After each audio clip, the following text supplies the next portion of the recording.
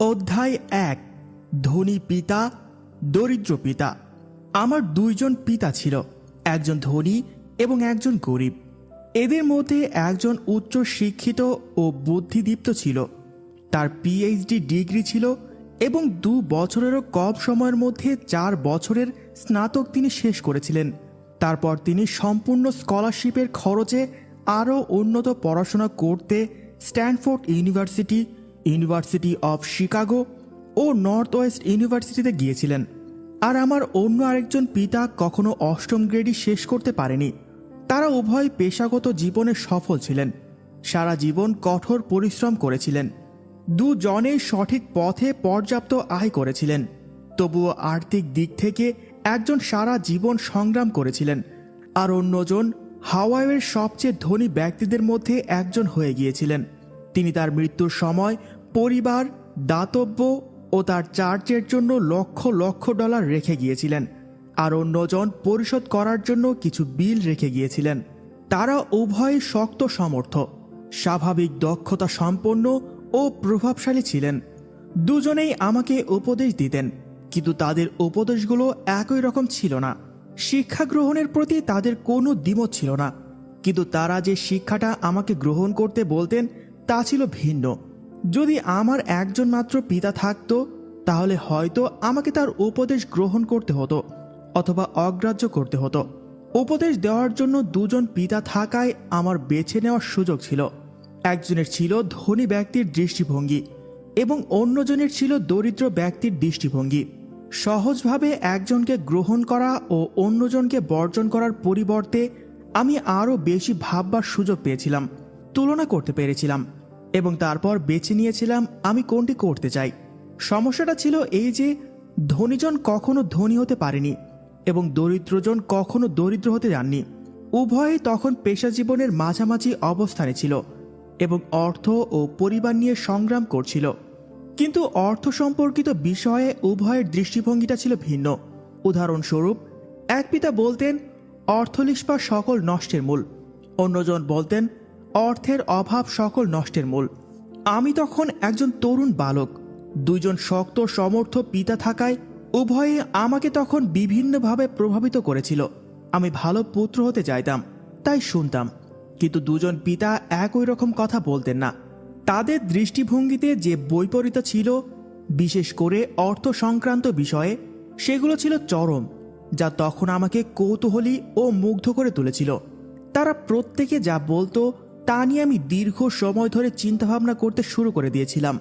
আমার অনেকটা ব্যক্তিগত সময় কাটতো অনুধ্যায়ী হয়ে এবং নিজেকে এই বলে প্রশ্ন করি যে কেন তিনি এমন কথা বলেন। তারপর অন্য পিতার বিবৃতি সম্পর্কেও নিজেকে একই প্রশ্ন করতাম। হ্যাঁ, তিনি সঠিক, আমি তার সাথে একমত। সরলভাবে এই কথাটা বলা হয়তো সহজ ছিল, অথবা সহজে প্রত্যাখ্যান করা যেতে পারত এই বলে যে বৃদ্ধ লোকটা জানেন না যে তিনি কি বলছেন। তার পরিবর্তে আমি ভালোবাসি এমন দুজন পিতা থাকায় আমি চিন্তা ভাবনা করতে বাধ্য হয়েছিলাম এবং সর্বোপরি নিজের জন্য চিন্তা করে একটা পথ বেছে নিয়েছিলাম। এই প্রক্রিয়ায় শুধুমাত্র যে কোনো একটি দৃষ্টিভঙ্গিকে গ্রহণ বা প্রত্যাখ্যান করার চেয়ে আমার নিজের পছন্দ মতো বেছে নেওয়ার ব্যাপারটা আমার জন্য ভবিষ্যতে অনেক ফলপ্রসূ হয়েছিল। আরেকটি কারণে ধনীরা আরও ধনী হচ্ছে, দরিদ্ররা আরও দরিদ্র হচ্ছে এবং মধ্যবিত্তরা ঋণের দায়ে সংগ্রাম করছে। কারণটা হলো অর্থের বিষয়টা বাড়িতে শিক্ষা দেওয়া হচ্ছে, স্কুলে নয়। আমরা অধিকাংশই অর্থ সম্পর্কে শিক্ষা গ্রহণ করে থাকি পিতামাতা থেকে। এই অবস্থায় একজন দরিদ্র পিতামাতা অর্থ সম্পর্কে তাদের সন্তানদেরকে কি শিক্ষা দিতে পারেন? তাই তারা সরলভাবেই বলেন স্কুলে থাকো এবং কঠোর পরিশ্রম করে পড়াশোনা করো। পরবর্তীতে সন্তান হয়তো খুব চমৎকার ফলাফলের সহিত ঠিকই স্নাতক পাশ করে, কিন্তু তার আর্থিক কর্মসূচি ও মানসিক অবস্থা হয় একজন দরিদ্র লোকের মতো। সন্তান যখন তরুণ ছিল তখনই তাকে এরকমটা শিখিয়ে দেওয়া হয়েছিল। টাকা পয়সার ব্যাপারটা স্কুলে শিক্ষা দেওয়া হয় না। স্কুল জোর দেয় পাণ্ডিত্য ও পেশাগত দক্ষতার ওপর, কিন্তু আর্থিক দক্ষতার ওপর জোর দেয় না। এর থেকে বোঝা যায় যে কেন বুদ্ধিমান ব্যাংকার, ডাক্তার ও হিসাবরক্ষকগণ স্কুলে ভালো ফলাফল করা সত্ত্বেও সারা জীবন হয়তো আর্থিক দিক থেকে লড়াই করে যান। অনেকাংশ ক্ষেত্রে আমাদের জাতীয় ঋণের কারণ হলো উচ্চ শিক্ষিত রাজনীতিবিদ ও সরকারের উচ্চ পদস্থ কর্মচারীগণ, যারা আর্থিক বিষয়ে দাপ্তরিকভাবে সকল সিদ্ধান্ত নেন, কিন্তু এই আর্থিক বিষয়ে তাদের কোনো প্রশিক্ষণ নেই, থাকলেও যৎ সামান্য। আমি সর্বদাই নতুন সহস্রাব্দের দিকে লক্ষ্য করি এবং বিস্মিত হই এই ভেবে যে যখন কোটি কোটি লোকের আর্থিক ও চিকিৎসা সহায়তা প্রয়োজন পড়বে তখন কি ঘটবে।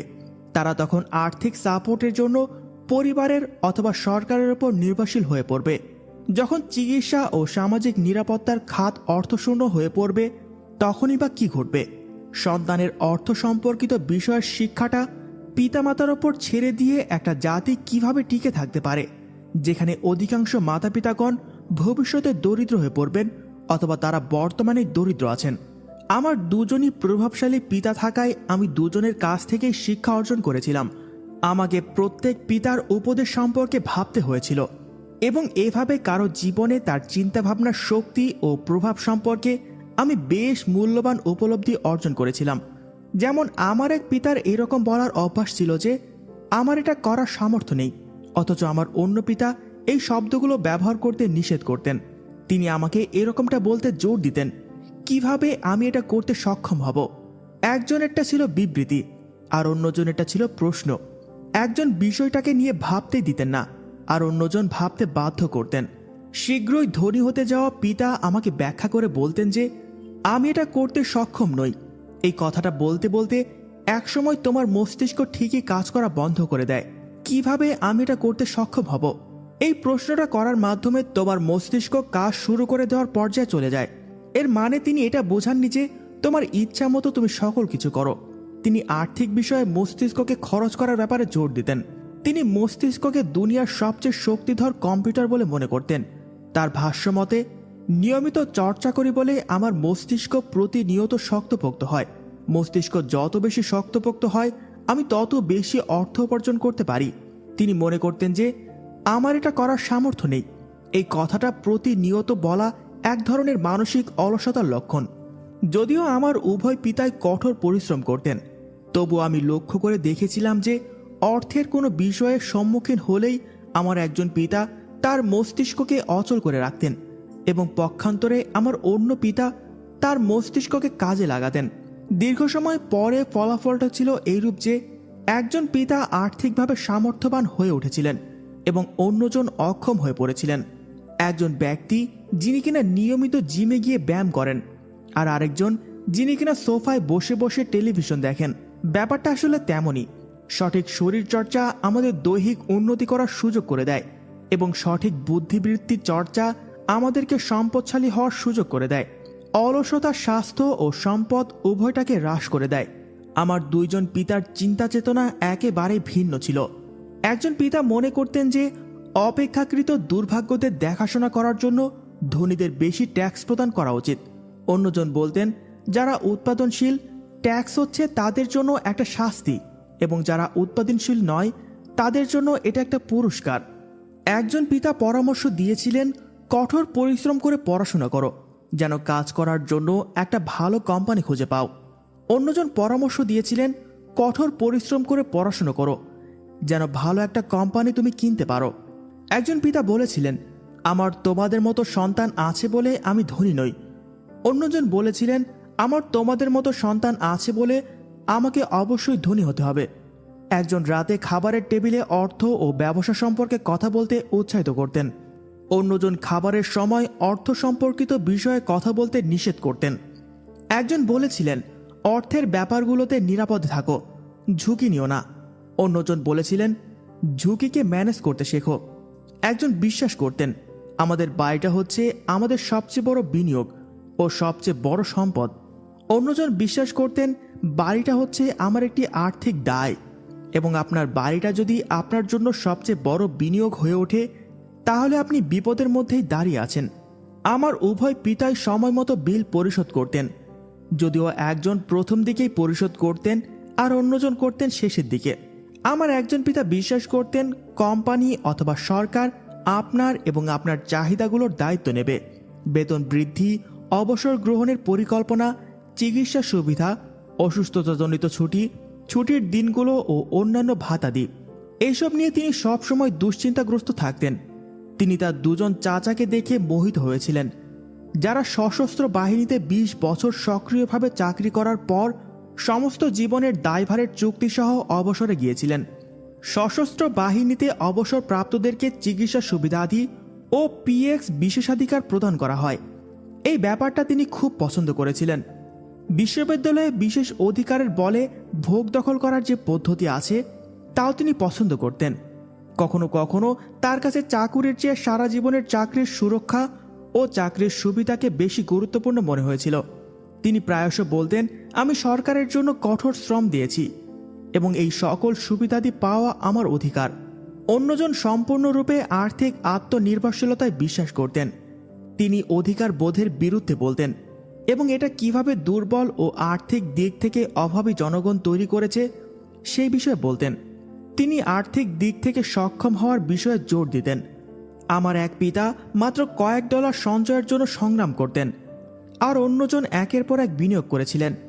আমার এক পিতা আমাকে শিখিয়েছিলেন কিভাবে একটি আকর্ষণীয় জীবন বৃত্তান্ত লিখতে হয় যেন আমি একটা ভালো চাকরি খুঁজে পেতে পারি, আর অন্যজন শিখিয়েছিলেন কিভাবে পাকাপোক্ত ব্যবসায়িক ও আর্থিক পরিকল্পনা লিখতে হয় যেন আমি অন্যের জন্য চাকরির ক্ষেত্রে সৃষ্টি করতে পারি। এরকম ব্যাপারগুলো আমি দুজন পিতা থেকে পেতাম বলে আমি জৌলুসপূর্ণভাবে অবলোকন করতে পেরেছিলাম যে কারো জীবনের এরূপ ভিন্ন ভিন্ন চিন্তা চেতনাগুলোর কি প্রভাব পড়ে। আমি লক্ষ্য করেছিলাম যে মানুষ সত্যি তার চিন্তা চেতনার মাধ্যমে জীবন গড়ে তুলতে পারে। উদাহরণস্বরূপ, আমার দরিদ্র পিতা সবসময় বলতেন আমি কখনোই ধনী হতে পারবো না, এবং ওই ভবিষ্যৎবাণী সত্যি হয়েছিল। পক্ষান্তরে আমার ধনী পিতা সবসময় নিজেকে ধনী মনে করতেন। তিনি এরকম বলতেন, আমি একজন ধনী লোক এবং ধনী লোকেরা কখনো এমনটা করে না। এমনকি একটা বড় ধরনের আর্থিক বিপর্যয়ের মুখে পড়েও তিনি নিজেকে ধনী ব্যক্তি হিসেবে পরিচয় দেওয়াটা চালিয়ে গিয়েছেন।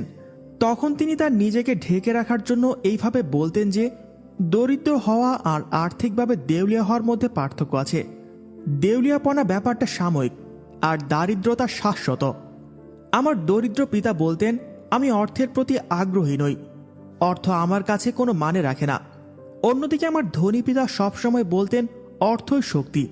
আমরা আমাদের চিন্তা ভাবনা হয়তো পরিমাপ করতে পারি না অথবা উপলব্ধি করতে পারি না, কিন্তু একজন তরুণ বালক হিসেবে আমার চিন্তা চেতনাগুলো আমার কাছে স্পষ্ট হয়ে গিয়েছিল যে আমি কিভাবে আমার নিজেকে মেলে ধরব। আমি লক্ষ্য করে দেখেছিলাম যে আমার দরিদ্র পিতা শুধুমাত্র তার তাৎপর্যপূর্ণ অর্থ উপার্জন করতেন বলে দরিদ্র ছিলেন তা নয়, বরং তিনি তার চিন্তা চেতনা ও কর্মের কারণে দরিদ্র ছিলেন। তরুণ অবস্থাতেই আমার দুজন পিতা থাকায় আমি আমার নিজের চিন্তাধারাকে বেছে নেওয়ার ব্যাপারে খুবই সাবধানতার সহিত সতর্ক হয়ে গিয়েছিলাম। আমার কার কথা শোনা উচিত, ধনী পিতার নাকি দরিদ্র পিতার? যদিও উভয়ের শিক্ষা অর্জন ও শেখার প্রতি যথেষ্ট সম্মানবোধ ছিল, কিন্তু কি শিখতে হবে সেই চিন্তা চেতনায় তারা ছিল ভিন্ন। একজন চাইতেন আমি ভালোভাবে পড়াশোনা করি, একটা ডিগ্রি অর্জন করি এবং কর্ম করে টাকা উপার্জনের জন্য যেন একটা ভালো চাকরি পাই। তিনি চাইতেন পেশাদারি হওয়ার জন্য আমি যেন পড়াশোনা করি, যেন একজন আইনজীবী বা একজন হিসাবরক্ষক হই, বা MBA করার জন্য যেন ব্যবসায় শিক্ষার স্কুলে ভর্তি হই। আর অন্যজন আমাকে অনুপ্রাণিত করতেন যেন আমি ধনী হওয়ার জন্য পড়াশোনা করি, যেন জানতে পারি কিভাবে আমি অর্থকে কাজে লাগাবো। আমি টাকার জন্য কাজ করি না, টাকা আমার জন্য কাজ করে। এই কথাটা তিনি বারবার বলতেন। 9 বছর বয়সে আমি সিদ্ধান্ত নিয়েছিলাম আমি আমার ধনী পিতার কাছ থেকে অর্থ সম্পর্কে শুনব এবং শিক্ষা গ্রহণ করব। যদিও আমার দরিদ্র পিতা অনেকগুলো ডিগ্রির অধিকারী ছিলেন, তবুও এরূপ সিদ্ধান্ত নেওয়ার কারণে তার কথা না শোনাকেই আমি বেছে নিয়েছিলাম। রবার্ট ফ্রস্ট থেকে পাওয়া একটি শিক্ষা। রবার্ট ফ্রস্ট আমার প্রিয় কবি, যদিও আমি তার অনেক কবিতাই পছন্দ করি, কিন্তু আমার প্রিয় কবিতাটা হলো যে পথটিকে গ্রহণ করা হয়নি। এর থেকে পাওয়া শিক্ষা আমি প্রতিদিন ব্যবহার করি। কবিতাটি এমন ছিল যে হলুদ বনে দুটি পথ আলাদা হয়ে গিয়েছিল। দুঃখের বিষয় আমি উভয়টাকে ভ্রমণ করতে পারিনি। পথের একমাত্র পথিক আমি। দীর্ঘ সময় দাঁড়িয়েছিলাম, যতদূর দৃষ্টি যায় একদিকে তাকিয়েছিলাম। ঘাসের মধ্যে কোথায় যেন একটা বেঁকে গেছে, তারপর অন্যটাকে ধরলাম, যেন ন্যায় প্রতিষ্ঠা পায়, যেন সম্ভাব্য আরও ভালো সত্য থাকে, কারণ তা ঘাসময় এবং জীর্ণতা নেই। যদিও ওইটার মতো এদিক দিয়ে পাড়ি দিলেও একই রকম পরিগৃহীত হতে হবে। সেই প্রভাবে উভয়ে একই রকমভাবে পড়েছিল। পাতাগুলোতে ছিল না পিষ্ট হওয়ার কোনো চিহ্ন। আহা, প্রথমটা অন্য দিনের জন্য রেখে দিয়েছিলাম, যদিও জানতাম পথ মিশে যায় আরেক পথে, আর ফিরে আসবো কিনা জানি না। দীর্ঘশ্বাস ছেড়ে বলতে থাকবো, কোথাও যুগের পর যুগ ধরে বনে দুটি পথ আলাদা হয়ে গিয়েছিল, আর আমি অল্প চলা পথটাকে গ্রহণ করেছিলাম, আর তাতেই সবকিছু বদলে গিয়েছিল। এবং এটা ঠিকই সবকিছু তফাৎ করে দিয়েছিল। বছরের পর বছর প্রায়ই আমি রবার্ট ফ্রস্টের কবিতা নিয়ে ভাবতে বসতাম। আমার উচ্চশিক্ষিত পিতার যন্ত্রণাপূর্ণ উপদেশ এবং অর্থের প্রতি তার যে দৃষ্টিভঙ্গি, তা আমি গ্রহণ না করার সিদ্ধান্ত নেওয়া আমার বাকিটা জীবন ভালোভাবে গড়ে উঠেছিল। কার কথা শুনব? এই সিদ্ধান্তটা যখন একবার নিয়েই ফেললাম, তখন অর্থ সম্পর্কে শিক্ষা অর্জন করাটা আমি শুরু করে দিয়েছিলাম। আমার ৩৯ বছর বয়স পর্যন্ত দীর্ঘ ৩০ বছর আমার ধনী পিতা আমাকে শিখিয়েছিলেন। তিনি যখন অনুধাবন করতে পেরেছিলেন যে আমার প্রকৃত মোটা মাথায় তিনি যা ঢুকাতে চেয়েছিলেন, আমি তা শিখে ফেলেছি ও বুঝে গিয়েছি, তারপরই তিনি থেমেছিলেন। টাকা হলো এক ধরনের শক্তি, কিন্তু আর্থিক বিষয় শিক্ষা অর্জন করাটা আরও বেশি শক্তিধর। অর্থ আসা যাওয়া করে, কিন্তু আপনার যদি অর্থ কাজে লাগানোর শিক্ষাটা থাকে, তাহলে এর থেকে শক্তি পাবেন এবং সম্পদ গড়তে পারবেন। শুধুমাত্র ইতিবাচক চিন্তা করে কিছু পাওয়া যায় না, কারণ অধিকাংশ লোক স্কুলে গিয়ে অর্থ কিভাবে কাজে লাগাতে হয় সেই শিক্ষা পায় না, তাই তাদের জীবনটা কষ্ট করে অর্থ উপার্জনের জন্য বিলিয়ে দেয়। আমি যখন শুরু করেছিলাম তখন আমার বয়স মাত্র ৯ বছর ছিল বলে আমার ধনী পিতা সহজে আমাকে শিখাতে পেরেছিলেন। তারপর সবশেষে যখন সবকিছু বলা ও করা হয়ে গিয়েছিল, তখন সেখানে আমি ৬টি মূল শিক্ষা পেয়েছিলাম। এই বইটি সেই সকল শিক্ষাগুলোকে নিয়ে লেখা। আমার ধনী পিতা আমাকে যেভাবে সহজে শিখিয়েছিলেন, বইটিতে যথাসম্ভব সেইভাবেই উপস্থাপন করা হয়েছে। অধ্যায়গুলোতে এইসব পাঠ বর্ণনা করে কোনো উত্তরমালা তৈরি করা হয়নি। এই শুধুমাত্র একটা দিক নির্দেশনা। পৃথিবীতে ক্রমশ যতই পরিবর্তন ও অনিশ্চয়তা আসুক না কেন, এসব দিক নির্দেশনা আপনাকে ও আপনার সন্তানদেরকে আরও বেশি সম্পদশালী হতে সহায়তা করবে।